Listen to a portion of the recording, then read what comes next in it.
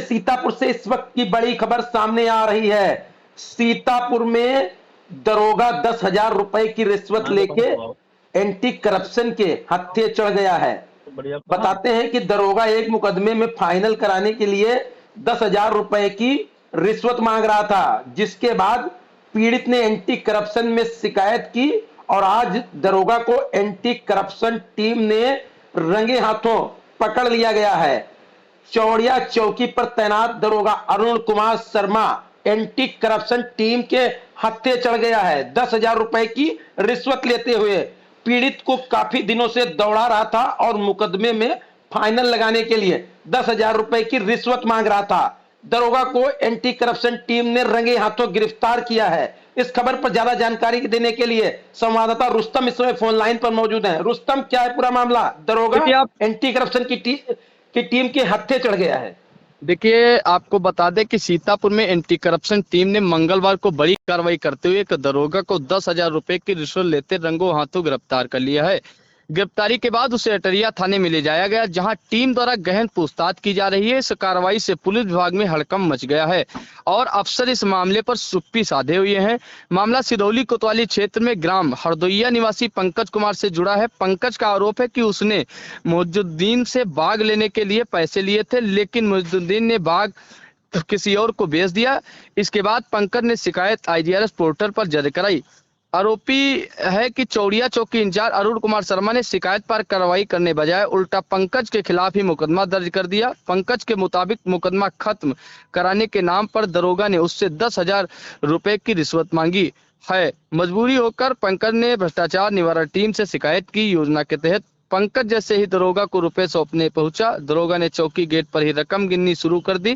तभी मौके पर मौजूद एंटी करप्शन टीम ने उसे रंगे हाथ पकड़ लिया है। गिरफ्तारी के बाद दरोगा को अटरिया थाने लेकर मुकदमा दर्ज करने की कार्रवाई की जा रही है। धन्यवाद रुस्तम, खबर की जानकारी देने के लिए। तो उसका जो जब आम टूटने से पहले जिसकी बात थी, उसने मना कर दिया नौकर को कि आम मत तोड़ने देना, पहले पैसा ले लेना, उसके बाद आम तोड़ने देना। मुझे मजबूरन उस समय पैसा नहीं था, तो मैंने लोन लेकर के पैसा दिया। 90,000 रुपये पूरे इनके अकाउंट पे मैंने पेमेंट कर दिया। उसके बाद फिर मुझसे कहने लगे कि एक काम करिए, इस बार नुकसान हो गया, इस बार आम की बाग आप 1 लाख में ले लेना, तो बयाना दे जाइए। 25,000 रुपये मैंने उनको बयाने के तौर पे फिर दिया नौकर के साथ में जाकर। किसको दिया था? मुइजुद्दीन, जो लखनऊ में रहते हैं। अच्छा, ये बाग कहाँ पर है? ये सरवा में पड़ती है, सरवा हरदोइया में। उसके बाद जब देने के बाद इनका कुछ जो भी रहा हो पिछले साल का, जिस साल में मैं नहीं था, वो किसी मुस्लिम के हाथ बेचे थे, क्योंकि इस बार मैं साथ में शामिल था पार्टनर के रूप में। तो पिछले साल से मैं कोई मतलब ही नहीं था, क्योंकि मैं गया था उस पर बात कर लिए थे। इस बार जो है जो बाग है उसके लिए मैं केवल दे सकता हूँ, बाकी पिछले साल से मैं कोई मतलब नहीं, जिसमें पार्टनर नहीं हूँ। ये बात हो गई। उसके बाद जब पैसे दे आए, उन्होंने जो है उल्टा पैसे की डिमांड और मांगने लगे। तो हमने कहा किस बात के लिए? तो कहने लगे जो है हमने झूठ बोला, 2.5 लाख बताने लगे, जबकि एक जो इनके आधी बाग है वो 3 साल के लिए 3 लाख में बिकी और इनकी बाग उससे कमज़ोर थी। तो उस हिसाब से बाग का जो है 1.25 लाख के हिसाब से मैंने पेमेंट किया। अब वो झूठ बोलने लगे, फ्रॉड करने लगे। उसके बाद मैं थाने में गया, तो थाने में कहने लगे बाद में आना। उसके बाद मैंने IGRS डाली।